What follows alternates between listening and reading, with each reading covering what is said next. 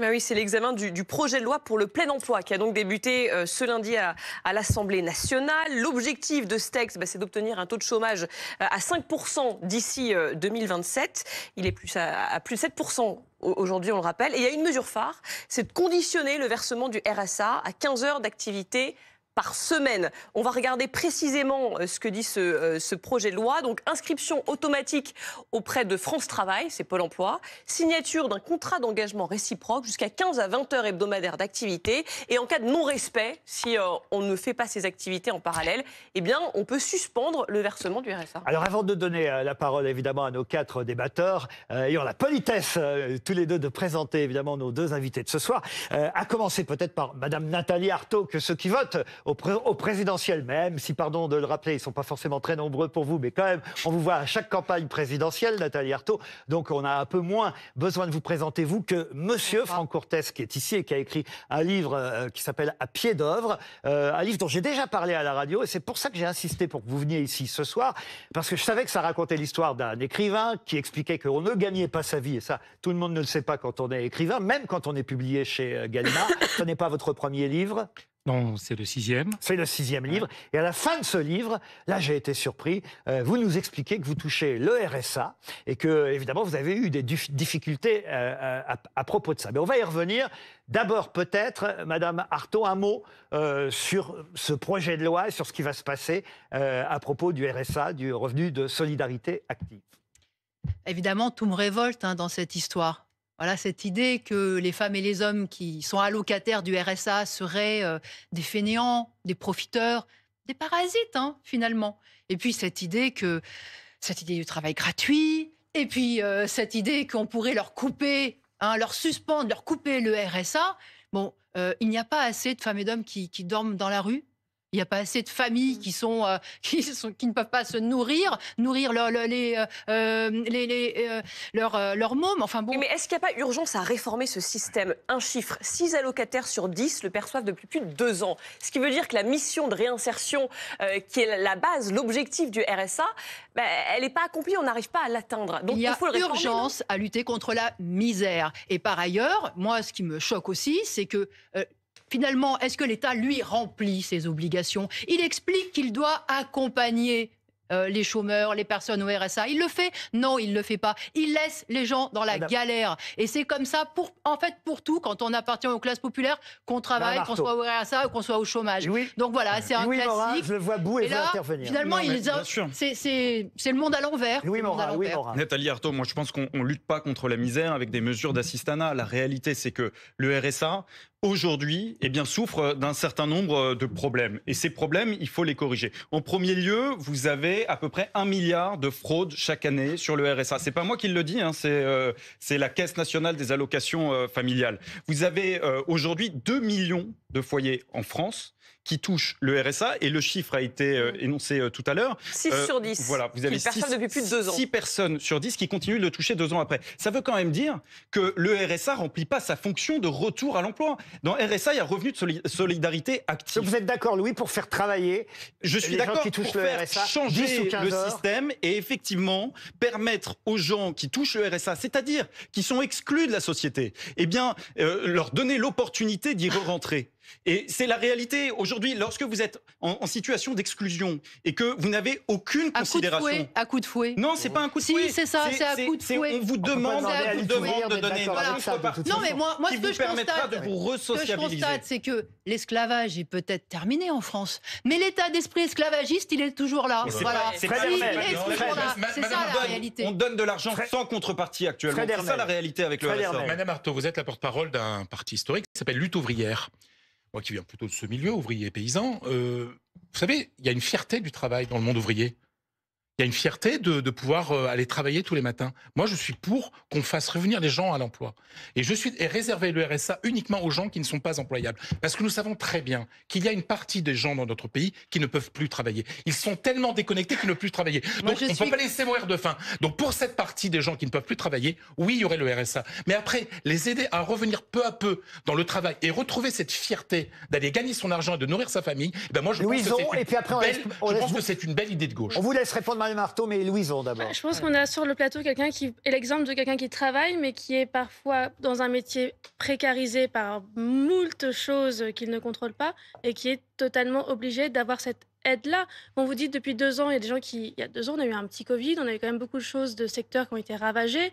Bon, bah, si exceptionnellement, pendant 2-3 ans, c'est un peu plus long de se réinsérer, ça ne me choque pas. Je pense que quand on est parti du revenu minimum d'insertion à celui de revenu solidarité active, on s'est fait avoir là, à ce moment-là, parce que le actif laissait quand même penser qu'on glissait vers quelque chose où on est, mais sur un travail Mais là, gratuit. ce ne serait pas forcément du travail d'ailleurs. C'est ce qui précise. Ça pourrait être des formations, des heures de conduite pour obtenir le permis, des cours, voilà, des activités au sein d'actions comme payer le permis de conduire aux allocataires du RSA. Mais que ne l'ont-ils fait? Et pourquoi cette loi alors? Pourquoi cette loi, cette épée de Damoclès? Moi, quand je vous écoute, ce qui me frappe, c'est que la plupart des femmes et des hommes qui sont au RSA, mais ils ont peut-être travaillé plus que vous. Ils ont peut-être travaillé plus que vous. Seulement, ils ont été sortis du marché du travail. Pourquoi? Parce qu'ils ont été licenciés, parce qu'ils ont été brisés, usés par l'exploitation. Vous pensez que c'est en les laissant chez eux qu'ils auront l'opportunité de s'en sortir? Je termine. Parce qu'un certain nombre de jeunes femmes qui aimeraient pouvoir travailler ne trouvent pas de place en crèche, n'ont pas l'argent pour se payer un permis de conduire. Parce que vous comprenez, quand il s'agit d'aller prendre un boulot à 6 h du matin, même dans la région parisienne où il y a des transports en commun, ce n'est pas possible. Vous ne pouvez Madame pas... Arthaud, je vais donner la parole à Pablo, qui évidemment, j'imagine, sera plutôt d'accord avec vous. Et je vais aller un peu dans votre sens. D'ailleurs, je vais vous faire plaisir parce qu'il y a une députée France Insoumise aujourd'hui. Là, c'est vrai que ça m'a surpris, qui a tweeté, c'était cet après-midi, en direct de l'Assemblée nationale. Elle a tweeté, alors il faudra effectivement vérifier si c'est vraiment dans la loi et si c'est vrai, mais que désormais, les 11 000 bénéficiaires du RSA agricole qui souffrent de la faiblesse de leurs revenus, car on peut travailler effectivement et toucher le RSA en complément, eh bien ils devront faire 15 heures de travaux supplémentaires. Et là évidemment la députée dit mais alors à quelle heure? Avant ou après la traite? Avant 6 h du matin ou après 21 h, puisqu'on sait que les agriculteurs travaillent énormément. Là c'est vrai que si ce cas est juste, c'est vraiment n'importe quoi. Pablo? Oui, et j'ose espérer que ça sera modifié au moins par amendement, parce que c'est vrai que... Ne serait-ce que pour le RSA agricole. Pour le RSA agricole. Après, sur le débat qui nous anime... Moi, je pense, et d'ailleurs, je pense que Nathalie Arthaud partage ça aussi, c'est-à-dire que oui, il faut mettre le paquet sur la réinsertion. Enfin, je veux dire, si l'État, si les collectivités ont envie de donner du fric pour aider les gens qui aujourd'hui n'ont pas d'emploi à retrouver un emploi, si l'État a envie de forcer les entreprises ou les collectivités d'ailleurs à embaucher des gens qui sont aujourd'hui au RSA, donc qui n'ont pas d'emploi, mais très bien, allons-y. Le problème de cette loi, merci Pablo, vous avez redonné le sourire à Madame Arthaud. Oui, mais le problème de cette loi, c'est qu'elle permet à des gens comme Louis Morin tout à l'heure d'utiliser le mot assistanat, c'est-à-dire et de jeter, de vouer aux gémonies tous les gens en fait qui touchent le RSA et qui sont potentiellement des paradis fiscaux de la solidarité nationale. Vous avez dit assassinat ou fraudeur. Il a commencé à parler des fraudes. Quand on bénéficie, il y a de la fraude aussi. Louis, quand on bénéficie de la solidarité nationale, c'est pas indécent de donner 15 heures de son temps par semaine. Fin du débat, on y reviendra peut-être dans un instant, mais fin du débat pour l'instant, parce que Franck Courtès vous écoute, il est écrivain, c'est un homme sage, mais il n'est pas seulement écrivain, je vous l'ai dit, parce qu'il ne gagne pas suffisamment sa vie depuis qu'il est écrivain. Vous l'avez gagné pendant longtemps, votre vie. Je vais très brièvement résumer le début de votre livre, parce que vous avez été photographe pendant 20 ans, c'est ça à peu près? 26 ans. 26 ans. Photographe pendant 26 ans, puis vous en avez eu marre. Vous avez dit j'abandonne la photo. Là, vous étiez pourtant quelqu'un qui gagnait un salaire à peu près convenable, enfin même très bon salaire. Et puis vous avez dit non, je veux écrire. Maintenant, je vais faire écrivain. C'est un choix de votre part, évidemment, on vous l'a reproché, votre famille en premier lieu. Sauf que vous vous êtes rendu compte que même quand on est publié chez un grand éditeur, on ne gagne pas sa vie en tant qu'écrivain. À moins évidemment d'être peut-être Guillaume Musso, Marc Lévy et j'en passe. Mais vous avez fait d'autres livres avant celui-là. Combien? 6. 6. Combien vous en avez vendu à peu près à chaque fois? Le maximum, 5 000. Le maximum, 5 000. Ouais. C'est d'ailleurs le titre d'un de vos chapitres. Hein. 5 000, oui. Quelqu'un vous demande par mois. Oui, voilà. Non, 5 000 en tout. C'est vrai qu'on est parfois surpris par les chiffres de l'édition. Et encore, si on donnait les chiffres des ventes des livres des politiques, on serait encore plus surpris. Blanquer avait vendu 800 livres, je crois. Blanquer, voilà. Ségolène Royal, 350. Hein. Comme ça, c'est bien de prévenir Madame Buzyn, parce qu'elle est au courant avant d'avoir les chiffres, avant que son livre ne sorte. Mais j'en viens à la dernière partie du livre, parce que que c'est vrai que, ne gagnant pas votre vie, vous êtes mis à être manœuvre, vous avez fait des petits boulots pour essayer de gagner 3 francs 6 sous, j'ai envie de dire, comme on disait à mon époque, c'est une expression familiale, 3 francs 6 sous, les jeunes ne connaissent peut-être pas cette expression, mais en tout cas, à droite, à gauche, gagner du liquide, souvent, en vous mettant sur des plateformes, vous racontez tout ça, c'est la première partie du livre, jusqu'à un moment où quelqu'un vous dit... tu sais, moi, mon fils, je l'ai mis au RSA, tu pourrais toi aussi t'inscrire. Donc, vous êtes inscrit au RSA. Oui. Vous y aviez le droit. Oui, mais je l'ignorais déjà. Je pensais que les gens comme moi ne méritaient pas le RSA, tout simplement. D'ailleurs, il y a encore des gens dans mon entourage qui pensent que je ne le mérite pas. Et je l'ai depuis 3 ans. Et je dois dire que ça a été quand même une grande humiliation, en réalité. C'est pas... effectivement, le mot assistanat me hantait. J'avais pas l'habitude, j'avais été professionnel, même si j'ai pas abandonné à 100% la photo. C'est la photo aussi qui a fait sa part d'abandon envers moi, puisque je n'arrivais plus à suivre avec le numérique, avec mon âge. Voilà. Donc je me suis retrouvé effectivement à faire des petits boulots sur des plateformes. Et je me suis blessé petit à petit parce que les travaux manuels sont extrêmement difficiles, même quand on est très sportif, comme je l'étais. Et c'est le RSA qui m'a quand même offert, alors non pas une vie agréable, mais une pauvreté un peu plus décente. Vous dites on s'habitue vite au RSA, à la charité. Toute aumône, même publique, vous enferme dans la peur de la perdre, cette aumône, cette charité. Et vous avez fait la connaissance d'une assistance sociale qui vous a aidé, évidemment. Mais aussi, on s'est mêlé de votre vie et même de l'argent qu'on vous prêtait parfois, parce que votre maman vous aidait pour faire des courses, par exemple. Oui, bien sûr. Et mais ça, en on n'a fait... pas le droit de toucher de l'argent en plus. Mais oui, ça, j'ai découvert ça. Donc, je dois être inscrit dans la catégorie des fraudeurs, parce que j'ai été contrôlé. J'ignorais ça totalement. Aussi. Moi aussi. Alors, et le contrôleur a été très, très gentil, m'a bien avoué que oui, on n'était pas du tout informé. Mais dès qu'on vend quelque chose et quand on se retrouve dans une situation comme la mienne, alors je ne parle pas au nom de tous les gens qui touchent le RSA, on est tous très différents les uns des autres. 2 millions d'allocataires du RSA en France. Mais on n'imaginait pas qu'il y avait des écrivains parmi ceux-là. Voilà, oui. Vous savez, c'est pas parce qu'on publie dans une maison prestigieuse qu'on ne travaille pas pour cette maison, on travaille avec. Donc ça augure absolument pas de revenus très confortables. Je vous lis, l'argent que de temps à autre ma mère me donne pour faire des courses au Carrefour Market est tenu pour un salaire. Cela modifie considérablement le montant du RSA, m'a-t-on dit. Et j'ai avoué qu'en effet, le RSA ne me permettait pas, ou tout juste, de manger, et qu'il arrivait à ma mère de m'aider à payer une facture pour m'éviter la coupure d'eau ou la coupure d'électricité. Et là, on vous a répondu, mais auquel cas, il faut déclarer tout ça. Mais oui, il faut déclarer tout. Et ils ont quand même un peu d'humanisme, parce qu'à la fin, j'ai senti qu'on me faisait un clin d'œil en me disant, tout ce qui est au travail dissimulé, tout ce qui est payé en liquide, on ne s'en occupe pas. Comme si c'était quasiment encouragé. Alors j'avais déjà ressenti ça quand je travaillais pour les plateformes de travail, où on nous encourageait à faire du black, ce qu'on appelle du black. Alors que c'est totalement immoral, illégal évidemment. Et là, pareil, à la CAF, on nous dit que, ma foi, les sommes en liquide, on ne nous les enlèvera pas. Donc, c'est un témoignage en tout cas incroyable, ça s'appelle À pied d'œuvre, c'est chez Gallimard. J'en fais la pub parce que ça peut éviter que vous continuiez à être au RSA. BFM TV, il sera pour quelque chose. Vous saviez tout ça, Fred Hermel? Non, mais après, que ce soit contrôlé, qu'un citoyen, quand on paye les impôts, on est contrôlé, quand on touche de l'argent public, on est contrôlé, je trouve ça très bien. Après, moi aussi j'écris des livres et je ne gagnerai pas ma vie uniquement avec les livres. Ouais. Je vis de mon travail de journaliste, donc je comprends aussi votre désarroi. Donc, non, j'ai rien contre les contrôles. Mon père travaillait par le plus grand des hasards, il est décédé en 82 à la CAF. Donc il a œuvré à l'édification des revenus, justement à l'assistanat, et il lui arrivait de piquer des colères froides contre des fraudeurs. Il allait en personne avec sa voiture pour fouiller les fraudeurs. Mais le problème, en fait, c'est ce que vous avez dit au début de vos réponses, c'est-à-dire c'est l'humiliation.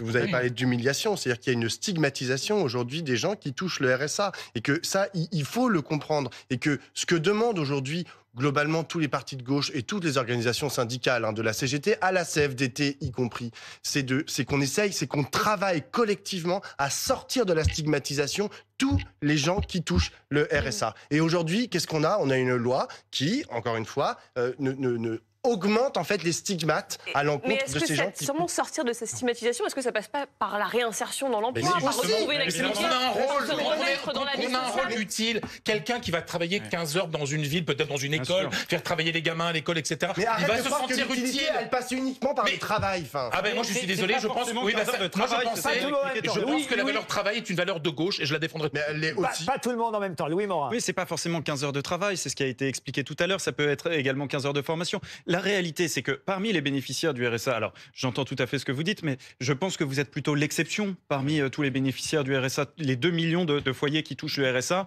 sont pas des écrivains, des Non, auteurs. évidemment. Voilà. Et C'était voilà, un exemple étonnant et voilà pourquoi on voulait mettre Bien un sûr, éclairage dessus. et c'est toujours extrêmement intéressant, en effet, d'avoir aussi voilà, Tu sous-entends ce quoi, en fait discours-là. Mais je pense qu'en effet, la plupart des bénéficiaires du RSA n'ont pas les activités de monsieur.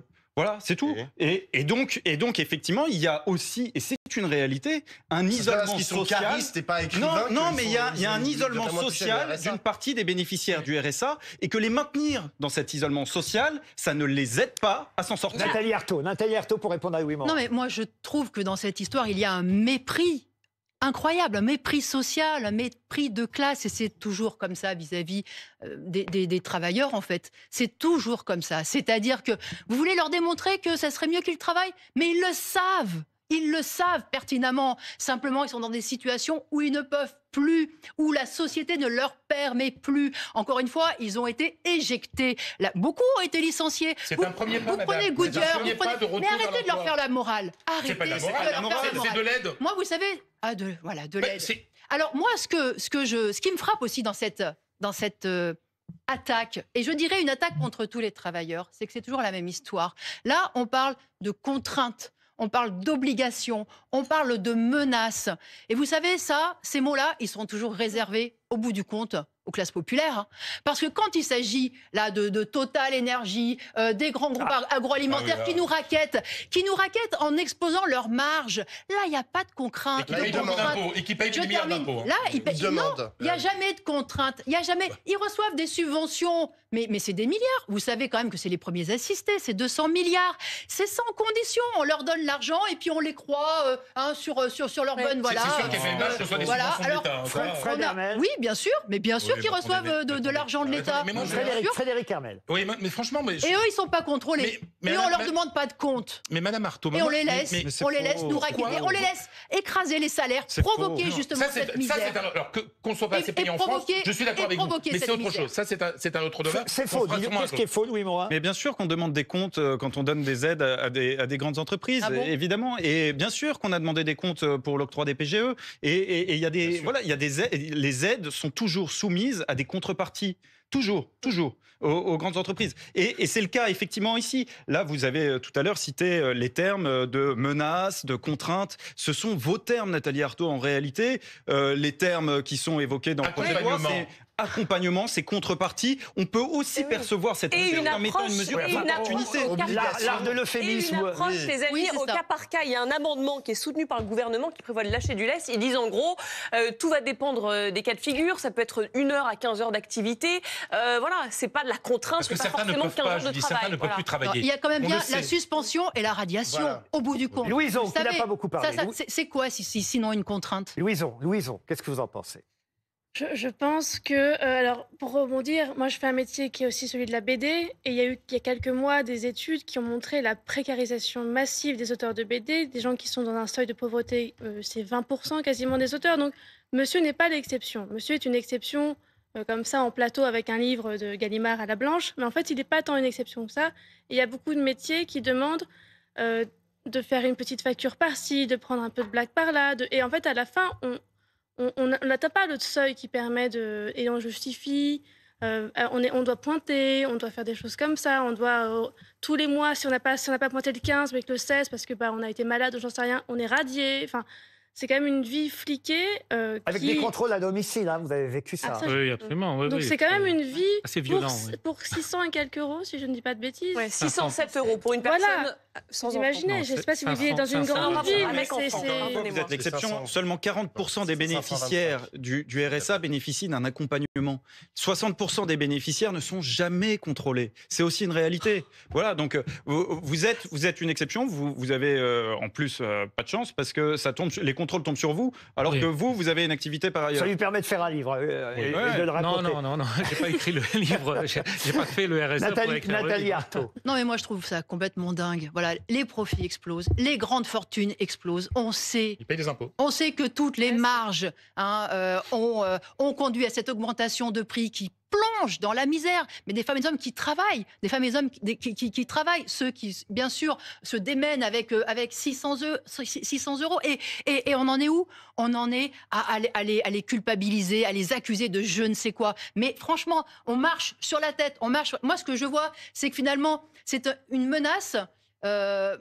Finalement, pour l'ensemble du monde du travail, voilà comment vous allez être traités. Voilà tous ceux qui auront 62 ans, qui pourront plus bosser jusqu'à 64, ils seront cassés. Voilà comment vous allez être traités. Pardon. Et ça, franchement, il faut bien réaliser. Et je m'adresse aux travailleuses et aux travailleurs, justement, parce qu'il ne faut pas se diviser entre ceux qui ont, j'ai l'impression de réentendre entre ceux qui ont du boulot, ceux qui ont du boulot et ceux qui l'ont perdu ou ceux qui n'en trouvent pas, parce qu'il suffit pas de traverser la rue pour retrouver du boulot. Un mot encore sur quand même ce projet de loi plein emploi, parce que ça va nous amener aussi, c'est anecdotique, mais quand même, on se souvient, je reviens à notre génération, de la NPE, puis ça a changé de nom, c'est devenu évidemment Pôle emploi, et ça changera encore de nom, on le sait, à partir de janvier, ça fait partie de ce projet de loi, ça s'appellera France Travail. Ça a changé quelque chose, vous pensez ? Oui, enfin, je trouve que dans la démarche, c'est très positif. Elle dit non, Louise. Remettre le travail au cœur de la société, moi je trouve ça très bien. Pôle emploi, c'est moins bien que France Travail. Parce que dans le travail, il y a quelque chose d'honorant en fait. Ouais.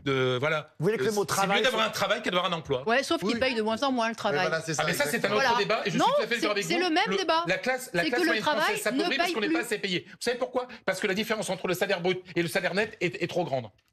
Louison. Moi, je pense que pour avoir une référence de nos âges, c'est comme Twix et Raider. Ça a le même goût à la fin, en fait. Excusez-moi, mais... Ouais, toi, t'es plutôt Twix et moi Raider. France Travail, ça changera quelque chose? Ça changera au moins effectivement la perception, parce que Pôle emploi, c'était quand même terriblement sinistre. Oui. Donc voilà, France Travail, effectivement, c'est plus dans l'air du temps. Mais Du France travail, Travail, ça veut oui, dire ça n'a que tous aucun les sens. Français vont être dans le système. Non, non, mais ça, aussi. c'est toi qui le dis. C'est toi Non, mais qui c'est la le loi. penses. Non, mais c'est Excuse-moi. dingue, Si c'est tu dingue. veux. Mais c'est pas moi, c'est la loi. Tous ceux qui imposent des salaires de misère, tous ceux qui méprisent le monde du travail, impose rien, qui les Fred humilient, Hermel. ils se font les chantres du travail. Ah oui, ils aiment le travail. Quand ce sont les autres qui le font, le Ah non, boulot, non, ah non. et quand ça leur C'est pas apporte moi, du c'est pas ma fric. famille, madame. Si, Non, c'est ça. Non, c'est non. ça. Moi, j'ai été élevé dans le goût du travail, madame. Exactement ce que j'entends aujourd'hui. Finalement, vous savez, aujourd'hui, ceux qui bossent le plus, c'est ceux qui galèrent le plus. Et les véritables parasites dans cette société, ils sont pas du côté des classes populaires. Non, jamais. C'est Bernard Y compris- évidemment Eh ben que voilà. ce sont Eh ben, tous je m'en doutais. ce sont tous ceux qui captent aujourd'hui l'essentiel des richesses. Et là, on parle de dizaines, de centaines de milliards. Donc, on est effectivement dans une société d'accumulation à un pôle avec des espèces, les nouveaux rois des temps modernes, qui Je suis obligé finalement, de vous nous interrompre, tondent Nathalie Arthaud. Juste la une laine sur phrase, le- parce que je vous vois. Je veux juste revenir sur le... Très vite, hein. Voilà, on n'est pas des exclus de la société, on est des exclus du travail. On est dans la société, on a des enfants, des femmes, des maris, on vit avec vous tous. On est juste exclus du travail. Merci en tout cas à tous les 6 d'avoir accepté de débattre sur ce sujet. Je vais laisser nos téléspectateurs, ceux qui regardent BFM TV ce soir, avec Julie Hamet. Vous qui, restez elle- avec nous. Hein. Ah oui, elle reste jusqu'à 22h. Moi, je suis oui. tranquille, je vais au restaurant. allez On va, vous coucher on va Ah boire non. des coups, nous, pendant ce temps-là. Ah non, on va peut-être vous regarder, tiens, quand même. Parce que, Et vous me oui. laissez un petit peu, vous me laissez une petite place. Je peux Et vous revenir à aussi, 22 hein, heures. vous regardez Julie Hamet et je vous retrouve demain soir à partir de 20h, bien sûr.